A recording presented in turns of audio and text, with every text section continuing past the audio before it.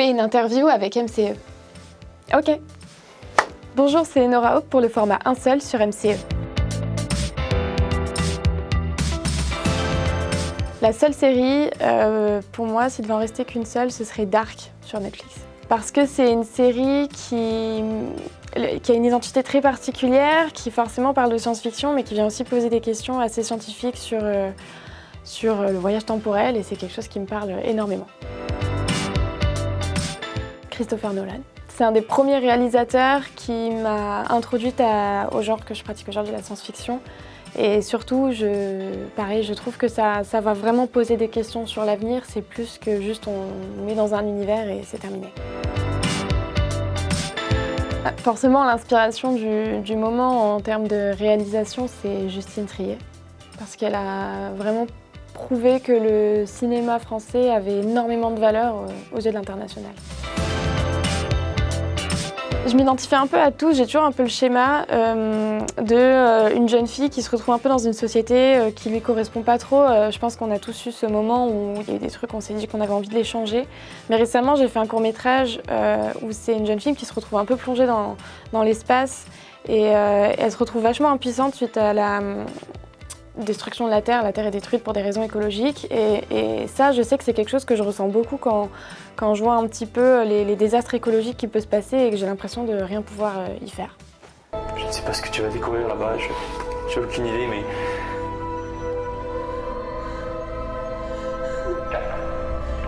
Je t'aime, petite sœur. Moi aussi, je t'aime.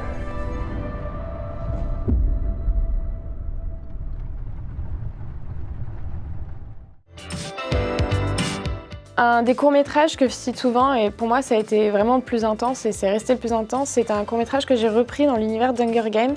Et pourquoi c'était compliqué? Parce que c'était une des premières fois que je filmais en extérieur et j'ai choisi évidemment un lieu qui est assez compliqué parce qu'il y a beaucoup de tensions sociales et il y a beaucoup de trafic de drogue. Et du coup on s'est fait un petit peu embêter.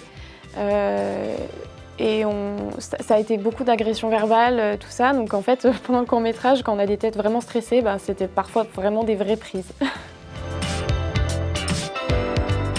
En ce moment, je suis en train de tourner un court-métrage qui est probablement l'un des plus importants de ma carrière. Et il faut savoir que ce court-métrage, il se tourne en pleine mer.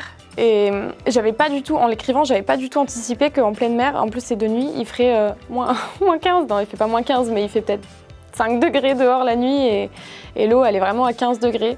Et c'est un véritable plaisir pour moi qui déteste le froid. Donc voilà, mais bon, je suis en co-réalisation avec un super choréal, donc ça devrait bien se passer.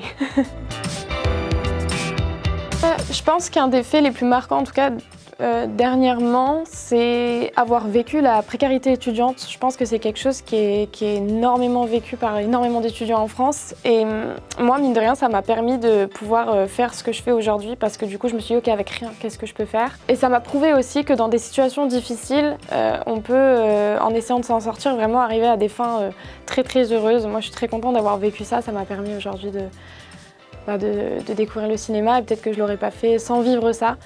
Donc c'est marquant par son intensité, c'est marquant par le côté où j'ai vu que beaucoup d'étudiants étaient dans cette situation, mais c'est aussi marquant forcément personnellement parce que ça m'a permis de vivre de mon rêve. Je pense que j'ai toujours des thèmes qui reviennent un peu, mais forcément l'espace, c'est quelque chose qui me fascine, donc je dirais l'espace. J'en ai deux, franchement, c'est indissociable. Parce qu'un autre thème que j'aime bien traiter, c'est les intelligences artificielles.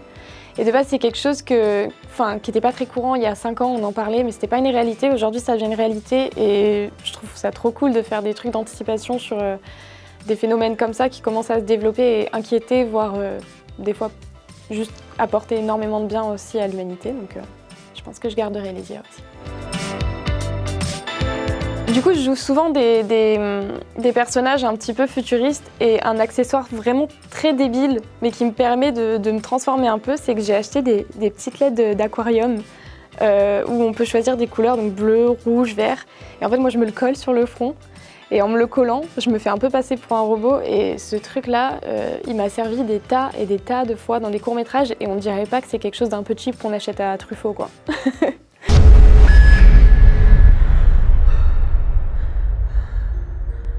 Fin de la simulation. Approchez du centre pour relancer une partie.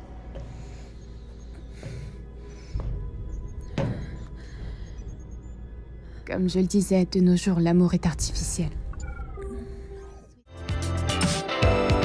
Un court-métrage qui m'a vraiment aidée, en tout cas à me faire reconnaître et à aujourd'hui avoir une certaine identité, c'est Métro 2033. C'est un court-métrage que j'ai sorti, c'est un des premiers, il y a 3 ans maintenant.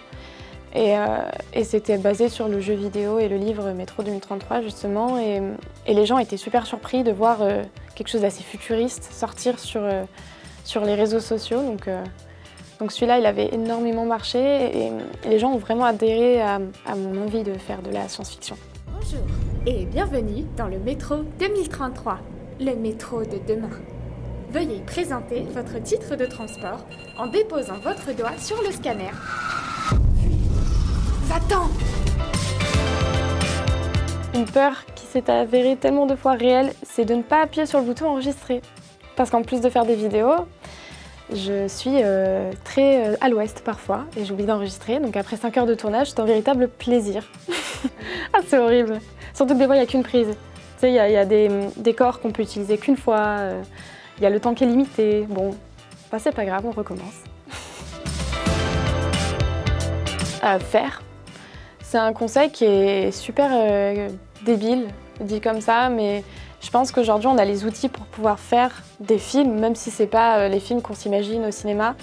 Et je pense que c'est le meilleur moyen de prouver aux autres qu'on en est capable, c'est de montrer qu'on a fait.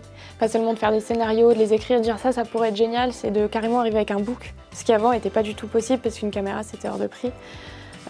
Ça, je pense que c'est la meilleure des preuves. Faire un film. Je suis en train de travailler sur plusieurs projets qui ressemblent beaucoup à mes cours, mais un thème précis, je pense que ce serait la résilience. Le réseau social que je garderai, je pense que c'est Instagram. J'hésitais beaucoup avec YouTube parce qu'il y a ce truc de format long où on peut faire des courts-métrages incroyables sur YouTube et longs. Mais Instagram, je pense que c'est ma façon à moi de découvrir aussi des acteurs avec qui j'ai envie de tourner, des ingé-sons.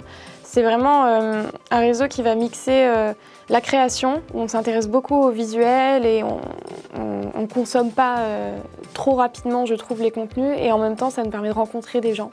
Donc il y a aussi ce truc de réseau social où on rencontre tout simplement des artistes, des gens hyper fascinants. Bien, cette année, je participe au Nikon Festival. Donc, stay tuned pour le court-métrage du Nikon Festival que je vais sortir. Je dis toujours que un court-métrage, un film, ça peut jamais marcher qu'avec celui qui l'a créé. Ça marche aussi beaucoup avec une audience et qui est là pour le regarder, mais surtout rentrer dans l'univers. Du coup, si j'en suis là aujourd'hui, c'est énormément grâce aux gens qui ont cru en moi, que ce soit dans mes proches, dans les gens avec qui j'ai pu travailler, mais aussi dans ceux qui regardent mes courts-métrages. Donc merci de faire vivre cet univers et merci de faire vivre mon rêve parce que ça va tellement plus loin que ce que je l'aurais imaginé et ça va continuer d'aller plus loin grâce à tout ce soutien. Donc merci beaucoup.